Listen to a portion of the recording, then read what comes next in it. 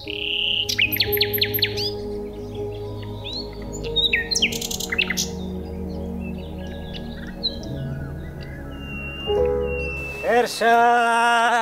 ملک کاکا دې ستړی مه شې دا راته ووایه چې دا پیسې دې له کومه کړې چا درته حواله مواله کړې ده که نه چېرته یو پټه خزانه دې موندلې کاکا فریده وراره خزانې مزانې نشته او نه چا راته حواله کړي دي دا د قربانۍ پیسې دي دا خو ډېر ښه کار دی کاکا دا راته ووایه چې لی وزه اخلي که نه غټ مال ته م زړه دی غټ مال ته م زړه دی ځکه غواړو یو اووه کسان پکې شریکان شو په چیلې کې خو څوک نشي شریکېدی ښه دا راته ووایه کاکا چې اووه کسان پوره یې که نه نه لا خو شپږ یو د اووم په لټه کې یم څنګه چل دی ته قرباني نه کوې څه ولې نه کوم خو که څوک مې له ځان سره شریک کړي وراره نو بیا ګورې څه ته راځه موږ سره شریک شه که نه سمه ده کاکا زم د کوره پورې پیسې درته راوړم چې په دې قربانۍ کې زم ځان در سره شریک کړم د خدای په امان سمه ده سمه ده رښتیا وراره 10,000 افغانۍ ځان سره راوړه 10,000 پوره 10,000 افغانۍ د سړي سر برخه رسېدلې او رښتیا زه به باغ کې درته ناست یم سمه ده خدای په امان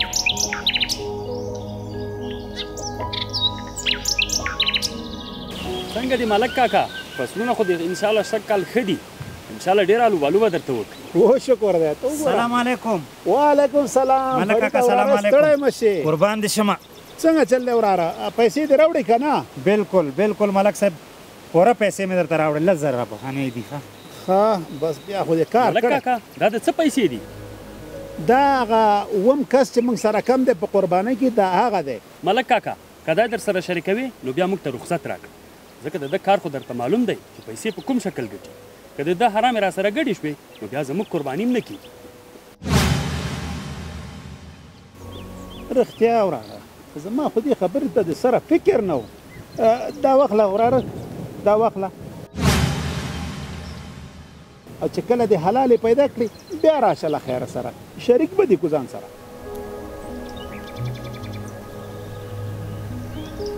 ملک کاکا ښه پوهېږي چې دا د حرامو کاروبار دی د ده قرباني چېرته کېږي بل څوک د ځان سره شریک زړور خانه زما دې خبرې ته فکر نه و د سره که نه یې ما نه شریکو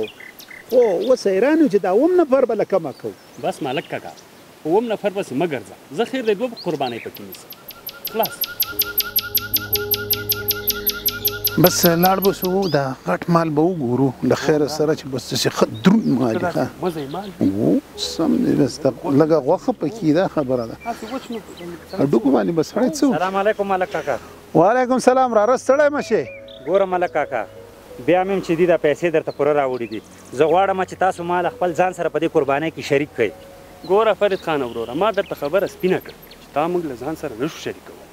ځکه ستا مدن له حرامو سرچینه اخلي نه خو په غلا سر پکوي او نه په نورو بدو عملو ستا د حرامو له وجې به زموږ حلال هم حرام شي رښتیا وایي وراره ملای صاحبان وایي چې یو مړی حرام وخوري نو بیا د څلوېښت ورځې دعا نه قبلیږي او څوک هم نه غواړي چې خدای ترې خفه شي او دعاګانې قبولې نه شي ملک کاکا او زړور خانه زه ستاسو په خبره باندې ورسېدم خو زما مې یوه خبره واورئ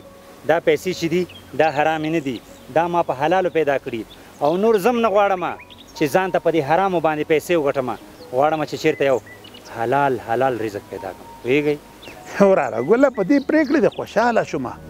خو دا راته ووایه چې دا پیسې دې له کومه کړې د چا نه دې قرض کړي که څه ملک کاکا دا مې د چا نه قرض نه دی اخیستی دا مې د خپلو د پټو د حاصلاتو پیسې دي اوس خو باور کېږي چې دا پیسې حرامې نه دي حلالې دي بالکل مو باور کېږي موږ هسې هم څاروي پسې منډیي ته تلو راځه ته هم را سره لاړ شه چې یو ښه څاروی راوړو بس څه ته ګورئ راځئ چې ځو